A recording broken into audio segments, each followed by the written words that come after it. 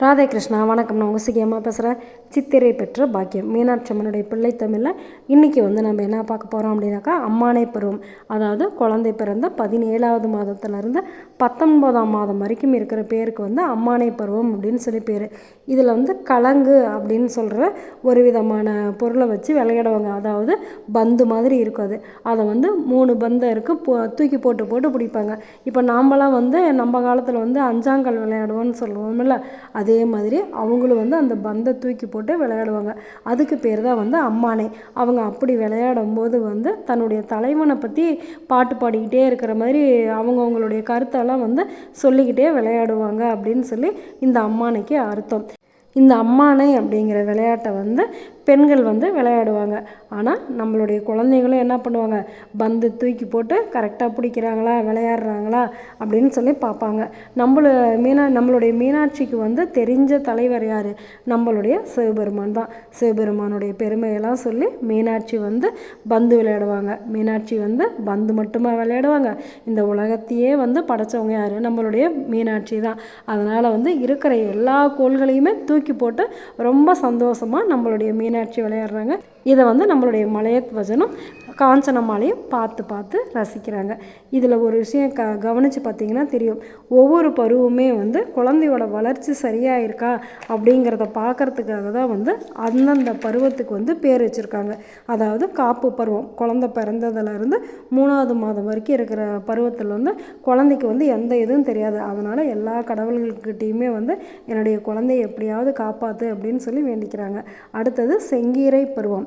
3வது மாதத்துலேருந்து 5வது மாதம் வரைக்கும் அந்த குழந்தை கரெக்டாக பால் குடிக்குதா, நம்ம கூப்பிட்டோம்னாக்கா அது பார்க்குதா அப்படின்னு சொல்லி பார்ப்பாங்க. அதாவது அது நம்ம கையை பிடிச்சோம் அப்படின்னாக்கா அது நம்ம கையை பிடிக்குதா அப்படிங்கிறதெல்லாம் டெஸ்ட் பண்ணி பார்ப்பாங்க. அதே மாதிரி குழந்தை பிறந்த 5வது மாதத்துலேருந்து 7வது மாதம் வரைக்கும் இருக்கிற பருவத்துக்கு பேர் தாலாட்டு பருவம், தாளப்பருவம் அப்படின்னு சொல்லி பேர். அந்த பருவத்தில் குழந்தைங்க அம்மா பாடுற தாலாட்டை கேட்குறாங்களா, அதாவது குழந்தைக்கு காது சரியாக கேட்குதா என்ன அப்படிங்கிறதெல்லாம் இந்த தாளப்பருவத்தில் பார்ப்பாங்க. அந்த சமயத்தில் குழந்தைங்க அம்மா பேசுகிறத பார்த்துட்டு அது பேச ஆரம்பிக்கும். அடுத்தது சப்பானி பருவம். 7வது மாதத்துலேருந்து 9வது மாதம் வரைக்கும் இருக்கிற பருவத்துக்கு தான் சப்பானி பருவம் அப்படின்னு சொல்லி பேர். இந்த பருவத்தில் குழந்தை உட்காந்து தத்தி தத்தி நடக்குதா, சரியாக இருக்குதா அப்படின்னு சொல்லி பார்ப்பாங்க. அடுத்தது முத்தப்பருவம். 9வது மாதத்துலேருந்து 11வது மாதம் வரைக்கும் இருக்கிற பருவத்துக்கு முத்தப்பருவம் அப்படின்னு சொல்லி பேர். அதாவது குழந்தை நாம் சொல்கிறது கரெக்டாக செய்யுதா அப்படிங்கிறத டெஸ்ட் பண்ணி பார்க்குறதுக்கு தான் இந்த முத்தப்பருவம். அடுத்தது வருகை பருவம்.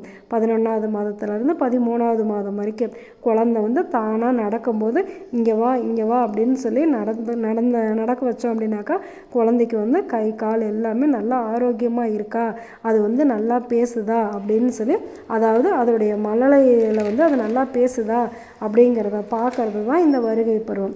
அடுத்தது அம்புலி பருவம். 13வது மாதத்துலேருந்து 15வது மாதம் வரைக்கும் இருக்கிற பருவத்துக்கு பேர். நிலாவை காமிச்சு அம்மா குழந்தைக்கு சாப்பாடு ஊட்டுவாங்க.